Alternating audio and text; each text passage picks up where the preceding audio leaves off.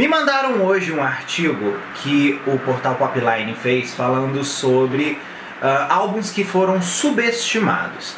E nessa lista, o álbum Back to Basics da Christina Aguilera estava dito como um álbum subestimado.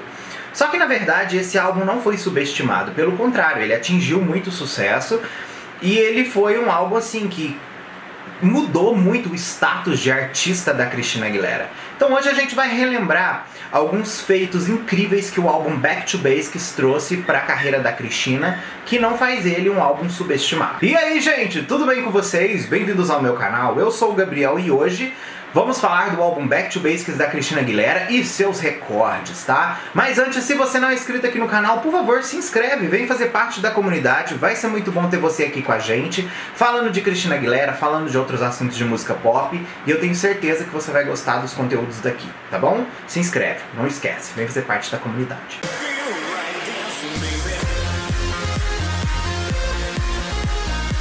No Metacritic, o álbum, a princípio, ele veio com um número bom, mas depois com todas as críticas que foram sendo feitas ao álbum, né, no total de 17 críticas, ele ficou em 69 para 100%, né, de a favor das críticas, um número favorável ainda pro disco.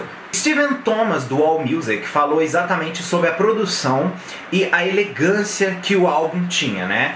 Perto em comparação ao álbum de quase suicídio de carreira, o Stripped, que foi um álbum que dividiu muito as opiniões do público a princípio, exatamente pelo conteúdo pessoal de uma cantora pop muito jovem.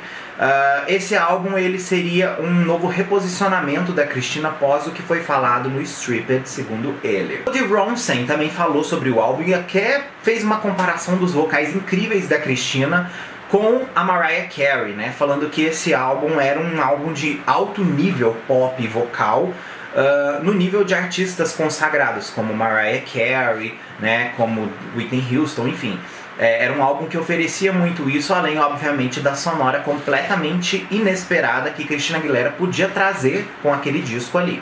Amanda Murray foi outra que desceu as críticas maravilhosas ao álbum, falando que o álbum era muito inovador e que ele oferecia também um conteúdo lírico que tinha muito mais história do que normalmente ouvia na música pop até aquele momento, né? É bem interessante da gente analisar críticas assim quando a gente coloca em lado do que tocava na época que o álbum Back to Basics foi lançado. O mercado era dominado fortemente pela música eletrônica, o hip hop também com o estilo do crunk muito em alta e o eletrônico, né, forte. A Christina vindo com um álbum desse, ela foi um movimento contra a cultura, gente. Então, as pessoas que absorveram esse álbum vieram de um público novo também para Christina. Afinal de contas, ela vinha de um público bubblegum, depois ela cresceu aquele público bubblegum no Stripped, e agora, além dela enriquecer o conteúdo daquele público com esse disco Back to Basics, ela também teve a chance de puxar um novo público para ela a partir da qualidade daquele disco.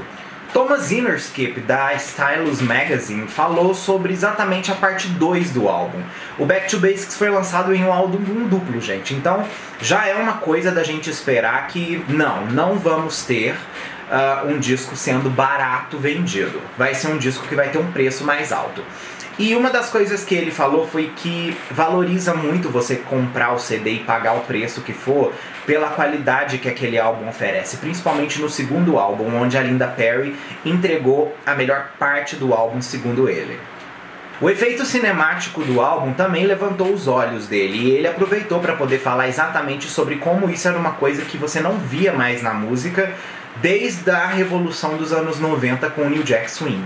A Khalifa do The New York Times foi uma das pessoas que deu críticas meio que misturadas ao álbum, exatamente pelo tipo de conteúdo do álbum, de certa forma fazer homenagens à Segunda Guerra Mundial. Algumas coisas inventadas, vindas daquela época ali, foram reaproveitadas no álbum. Ela também fala que isso foi um problema para ela porque você precisa mais do que apenas músicas para poder contar aquela história. Obviamente, gente, a era tava só no começo ainda, não tinha os videoclipes para poder fazer todo o conteúdo se conectar, né? A turnê também ajudou bastante a contar mais a história do disco Back to Basics. Então eu acho que A partir dessa review que ela fez, obviamente foi apenas um primeiro olhar sobre o que ela teve perante o que ela escutou, e não acompanhando realmente todo o desenvolvimento da era. O que eu acho que de certa forma é assim, é um fail de pensar que uma pessoa que faz uma review fica baseada apenas em querer ver um contexto todo da obra, baseando-se apenas num conjunto de músicas. Saul Cinquemani também fez uma crítica um tanto assim sobre a questão do visão mais sexualizada da Christina. Não somente na questão do que aconteceu na época do Stripped, mas também no do Back to Basics, usando uma imagem também um pouco mais sexualizada. Ele acreditava que isso poderia, de certa forma, atrapalhar o real talento do que o álbum poderia oferecer. Só que um ponto interessante foi que ao mesmo tempo ele fala que a construção do disco Back to Basics é muito mais histórica e coesiva do que o Stripped.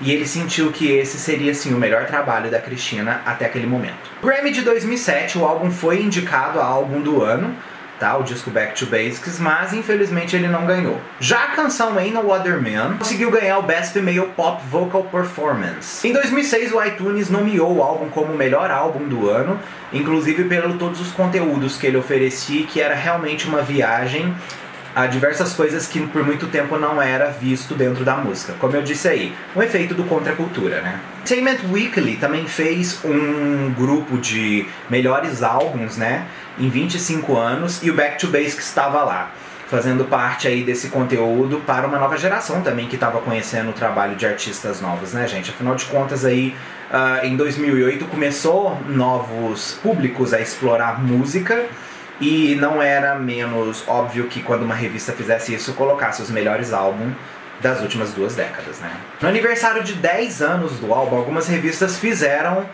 homenagens ao lançamento do disco e a importância que ele teve, né? E o legado que ele conquistou. The Letter, por exemplo, falou exatamente sobre tudo isso que eu disse aí em cima, que o álbum ele construiu uma nova imagem da Christina vindo de uma fase extremamente pessoal e arriscada que ela fez, que conseguiu manter a qualidade musical, além também de conseguir oferecer uma nova imagem muito mais polida e muito mais livre para Christina.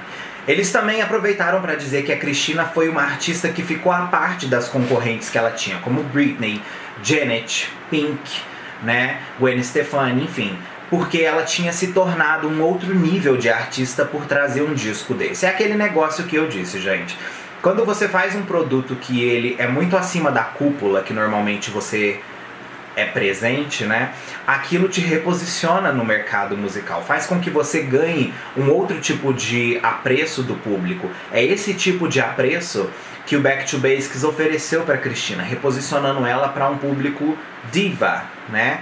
Vocal incrível, muito mais do que ela já era nos outros trabalhos anteriores. Jeff Benjamin também falou sobre o álbum, falou inclusive que enquanto ela usou Stripped para poder falar sobre os assuntos que mais atormentavam ela, ela também mostrou que consegue ser hiper criativa e criar um universo inteiro por conta do que ela se sente bem, e foi assim que ela fez o Back to Basics. As vendas totais do álbum já se passaram mais aí de 5 milhões de cópias. Para um álbum duplo, a gente tem que levar em consideração que isso é muito, porque como eu disse, o álbum duplo ele é mais caro do que o álbum comum, né? Ele é 2 vezes o preço, então você está pagando para levar um produto muito maior e com uma importância muito maior. Assim, vender 5 milhões de cópias é como se tivesse vendido 10, então é um produto que realmente teve os olhos do público apreciando ele. Sem contar também que o álbum emplacou os 2 grandes hits, né? Ain't No Other Man e Candyman, para a Christina Aguilera, né? Ain't No Other Man imortalizou como um grande hino vocal da Christina. Isso é uma coisa que não tem como a gente questionar. E Candyman pela versatilidade que a música oferece também, aquele efeito divertido e também com uma cara retrô da música.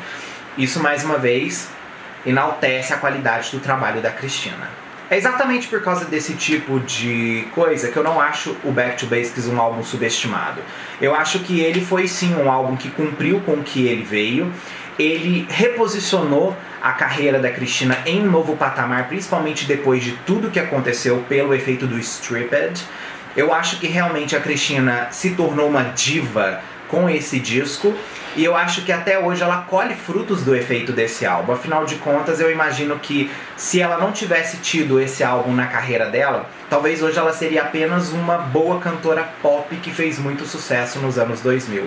E não seria Christina Aguilera, The Voice of the Generation, né? Então, são essas coisas que eu acho que pesam quando a gente fala do Back to Basics, tá?